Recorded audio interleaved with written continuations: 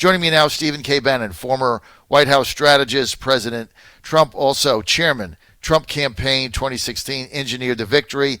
Steve, great to have you. Thanks for having me on, John. Okay, mobilization, and now stop the Great Blue Steel. By the way, we're trying to get you, Steve. I just talked to your team. I'm trying to get you to do an event for us on the Great Blue Steel like you did Saturday in Orange, Saturday night, October 24th in Chesapeake. I think we're going to get that worked out, and I'm going to encourage everybody when I get this up on Facebook and set, you got to check this out because, Steve, I thought your 45 minutes in Orange for the Young Republican Federation Saturday night, the way you outlined exactly what the Democrats are going to do was absolutely stellar, and we need to get this message out, Steve. Well, look, you 24/7 to work it out with the team. I'd love to go. I thought that the event in Orange was fantastic. They're the right group of people, the right size given the pandemic, we live streamed it into Epic Times showed up. The great paper Epic Times showed up and live streamed it into Hong Kong for Sunday morning, and it got millions of views, and then went into mainland China. I think they actually subtitled it and got tens of millions of views. So people are hungry for this content, and it's I thought a spectacular event. I'll do anything you need, Virginia. Look, Virginia's not on the short list, but Virginia could definitely be turned. It's all about just putting elbow grease in it. So, well, look, we're getting the resources we need. I told them we don't need TV ads. Waste the time. I've challenged my audience for a month. Name me anybody in your sphere of influence that work with, talk to, go to the water cooler with, baseball game. That has not made their mind up. Everybody's made their mind up here in Virginia. Right. You're either going to vote. It's either Orange Man bad or you're going to vote for Trump. So now we got to get our people out. It's all about mobilization. I just got $2 million of new lit. We got that. I just got $250,000 in signs. That's what we need. We need mobilization. Last time in the campaign, I followed the Investors Business Daily TIPP poll, which I thought was the only one that was giving us an accurate gauge voters. They did their first one. It came out Monday, shows Biden up by 12. Not a good sign. What is going on here? Well, I think nationally, if you take nationally, you load in California, Illinois, New York, maybe throw New Jersey in there, you're going to get these. You're going to get on these national polls. I've never paid attention to national polls except very early on in primaries, where it gives you an indication of name recognition. I think you got to look at the state-by-state polls. You got to do the analysis of the early voting, and just focus on what you can control, and that's voter turnout right now. Look, I disagree, and I got great respect for the guys of the campaign. I think Stepien, Jason Miller, Greg Mann, Steve Cortez, the rest of the team over there. It's fantastic, and I realize the president has very strong opinions about this, but I'm not a fan of the rally yesterday, and I'm not a fan of putting TV ads up. I think TV ads are coming down. I'm just not buying that low propensity voters, mid propensity voters are swayed right now by TV ads, particularly where you're going to get outspent 5 and 6 to 1 anyway. So I would have liked to, my opinion is I'd rather have that crowd at Sanford, which was amazing and a huge turnout. I'd rather have those guys working phone banks and going door to door or spread them out throughout the rest of Florida.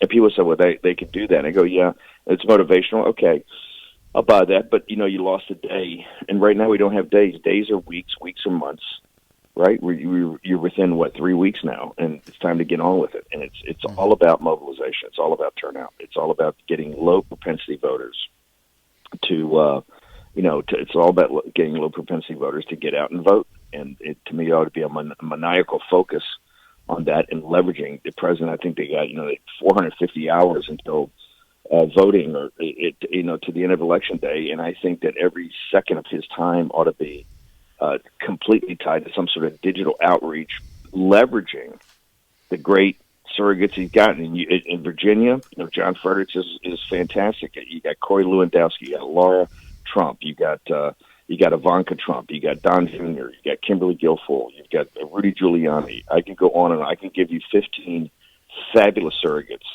that I would just put throughout the country in mini rallies, beam the president in digitally, and put a news hook, force the mainstream media to cover this, because yesterday they're covering the rally as a super spreader event. I mean, just go back and look at the MSNBC coverage and the CNN coverage. It's a super spreader event to do one thing, to try to get the over 60 voter, the over 65-year-old vote, to suppress that enthusiasm for President Trump. And I think that is, we can't play. I think we should not play into that right now. And I just, the rallies were fantastic in 16. They were central to the strategy. This is a different time, a different campaign, and I'm just a huge advocate of, we don't need rallies right now. What we need is touch points. And, this is all about getting people out. Literally, this is a non-glamorous, process you have to do right now. And, I saw the rally yesterday. I thought it was great. I thought his ad-libs were better than the speech. And I know he likes it and gets pumped up about it, and that's great. But I think I think it's the time to get practical. And I think some of the things, to be honest, has not been practical here. The stimulus thing was a screw-up by his team back in July, right? We should have had the stimulus, and that should have been done and put to bed. And we should have never allowed Biden to get off the hook of not getting on a national stage with him. Although I agree digitally is not as good as in person, particularly for a town hall. However, digitally, as speaking, because I do it all the time, speaking into a camera for these Zoom or Skype, things we got thousands of people on the other side is far tougher for a speaker than sitting in an audience where you see the audience reaction. You graft off the audience chemistry, and I thought Joe Biden would have. He fades very quickly after the third sentence.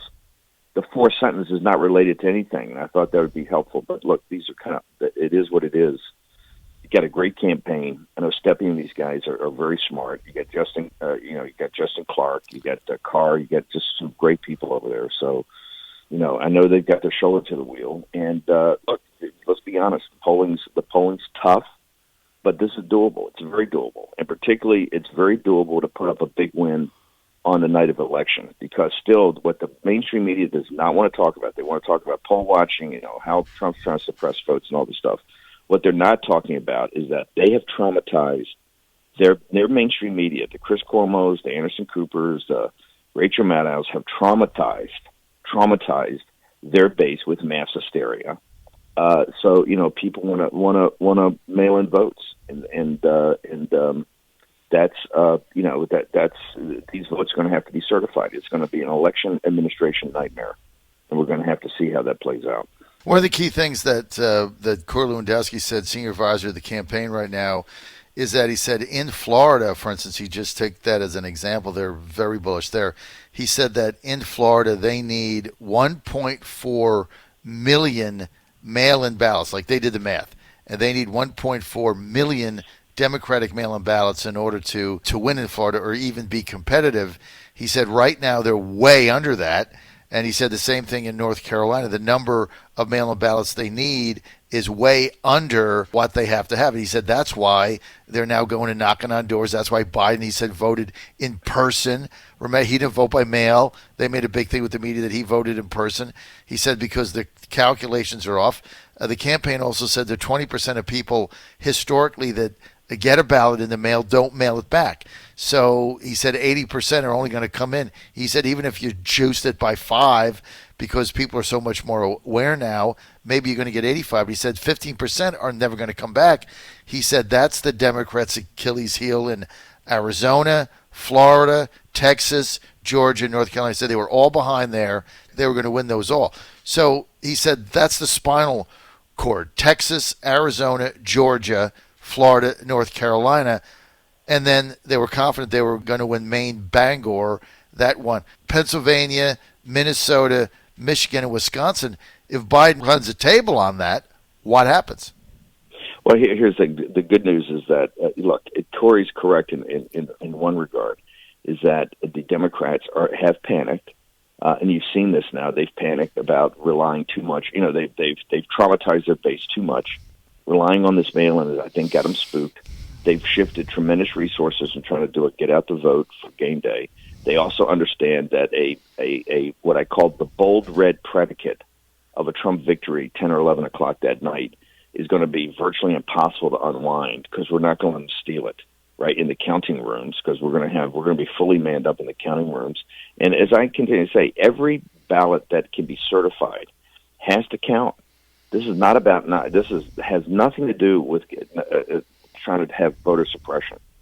We want more people to vote, but you got to vote in the correct way, right? So it's totally legit. So it's certifiable. I think they're in panic mode to get out and particularly use early voting to do that, and we'll have to see how that plays out. But they've shifted resources. I think it's very tough for them structurally to do that, given the unions and given they've traumatized people about going door to door. Remember, low propensity voters are low propensity for a reason, right? Those voters are the voters that have come out in the last three cycles. A lot of them came out and supported Obama in the two, and they were definitely some of the Trump voters in 16. And so those low propensity voters are not easy to get to. Even mid propensity, what they call kind of sporadic voters, are not easy to get to. And you've got to have an effort. I believe that the RNC under Ronna McDaniel and the campaign have and outside groups have been amazing. The door knock. When I talk to these young Republicans, I talked to the Young Republican Federation the other night on my tour. They had done 10 million door knocks or phone banks to make contact. I mean, it's incredible the efforts that gone in with all the outside groups to do. Ralph Reed told me it's the biggest effort they've ever had. Right, so you're seeing all these groups to do this, and I think it's enormously important. We're going to have to see the Democrats are throwing resources in there. I do like that Southern, what he calls the spine, is the thing that the Democrats thought that they could expand the map, particularly in places like Georgia, places like not going to happen. Arizona. Not going to happen. Well, let's have everybody show up to game day. I think by feeling they secure that now, particularly Florida, will give them time to focus on. And the one thing they should not take their eye off of is Pennsylvania. And to me, it's just not acceptable for us to lose Pennsylvania. Joe Biden is a total phony. He is not a populist. He's not an economic nationalist. He is a neoliberal that has supported all the Wall Street, every Wall Street debacle, right, in the last 20 or 30 years. Joe Biden's been at the cutting edge of it, including the Obama administration, the bailouts. And not just that, what happened financially to get out of to get the continuation of what Obama administration did to get out of the crash of 2008, and also as a neocon, he has not found a war he didn't like, right. And to me, it boggles my mind in Northeast Pennsylvania where this is going to come down to, why we're letting him run free up there and not crushing him every day as the phony that he is. Not a socialist. He's not a socialist. I think playing that out is just people are not going to buy it. He's not a socialist, but he's worse than a socialist. Right, he's a globalist, and that should be hammered home relentlessly every day. And it's not, and it's got to be. That's what's going to win. Lackawanna County and Luzerne County and Pike County, and I've been giving these talks every day to these groups, and these are Second Amendment guys, strong Second Amendment people. This is the backbone deplorables. A lot of them are registered Democrats, and they're Trump supporters, and they can go get. And a lot of these people are on the fence now, because they've heard, talk out of this administration. They haven't seen some of the actions they wanted. So you got to get up there and make the case. If you do that, you're going to win. I don't think in Philadelphia. I mean, the key is how many net positive votes you come out in Philadelphia in 2016. It was 500,000. That was 350,000 less than the Clinton campaign had figured on. And the reason was that they were arrogant in concluding that the African American vote would support them like Obama, and they, quite frankly, they didn't focus on really the what I say is the real economic needs of the African American community, and people just said, I'm not going to vote for this anymore. That essentially, with the great performance of President Trump and the rest of the state, gave us the 42,000 win. Look, people shouldn't lose fact, and this is one of the things I've always criticized. We drew an inside straight in 16, okay? We drew an inside straight. Now, we earned that inside straight because people focused on what we needed to do. We didn't let the polls get up. Remember, we were 12, 14 points down coming out of when I stepped in, I think we were 12 or 14 down. We tied it and went one up on the day of the first debate in Hofstra, because President Trump had hammered things, gone to Mexico, done the great immigration wall speech in Phoenix, gone to Flint, Michigan, places she wouldn't go. He proved to people that, hey, I like this guy. This guy's a disruptor. This guy's going to do something. Then we had the Billy Bush fiasco, where everybody ran to the hills, and then he pulled it back around with maniacal focus in the last 3 weeks, maniacal focus on exactly where we had to go.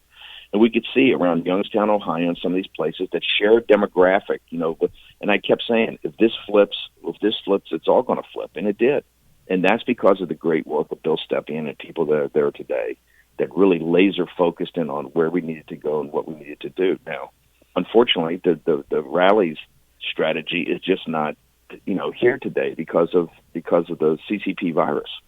And but they're not going to back off on that, Steve, because on the conference call yesterday, which was open and it was on the record, on the conference call yesterday, Jason Miller specifically said that, because we asked him about the rallies, and he specifically said that the president had emailed him or texted him or something that morning and said, hey, I don't have enough rallies.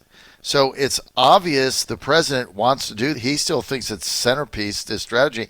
They're planning them in areas they need. I mean, I'm going to one Thursday night in Greenville at East Carolina University, Greenville, North Carolina, about 3 south of Richmond.